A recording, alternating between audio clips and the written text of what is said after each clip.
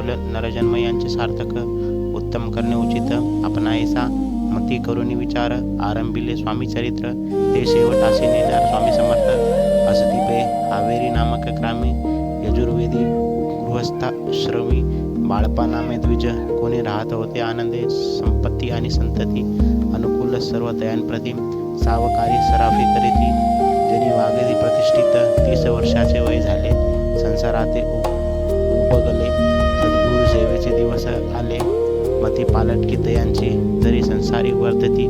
तरी मनी नाही शांती योग्य सद्गुरु आपणा प्रती कोठे आता भेटेला पंचपक्वान्न सुवर्ण ताटी भरोने आपणा पुढे येते पाहुणी या स्वप्नी एशी गोष्टी लासले मानस तात्काळ केला निर्धार सोडावे सर्व गरदार मायापास दृढ तर विवेक शंखे तोडावा सोलापुरी काम आम्हासी ऐसे सांगोने सर्व त्रासी निघाले सद्गुरु शोधासी गरदार सोडिले मुरगोड ग्रामपख्यात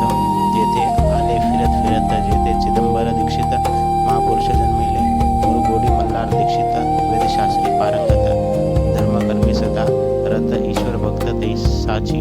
परिदया नाही संतती म्हणून उद्विग्न चित्ती मग शिवाराधना करीती कामना चित्ती घरोनी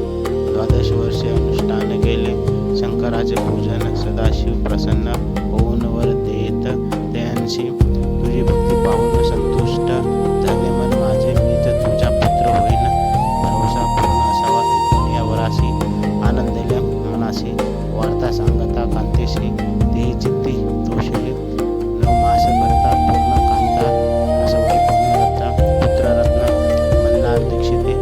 आनंदोन संस्कार केले यथाविधी चिदंबर नाम विधान ठेविले तया लागून शुक्ल पक्षीय शशी समान बाळ वाहू लागले पुढे गेले मौजबंधन वेदशास्त्री झाले निपुण निघंटुक शिक्षा व्याकरण काव्यग्रंथ पडविले एकदा यजमानाच्या घरी प्रत्येक होते गजगोरी चिदंबर दया उसारी पूजे लागे आणले प्राणप्रतिष्ठा मंत्र म्हणता गजाशी प्राण येऊने तत्वता चालू लागली हे पाहता विस्मित झाले यजमान देशा लीला अपार दाखवी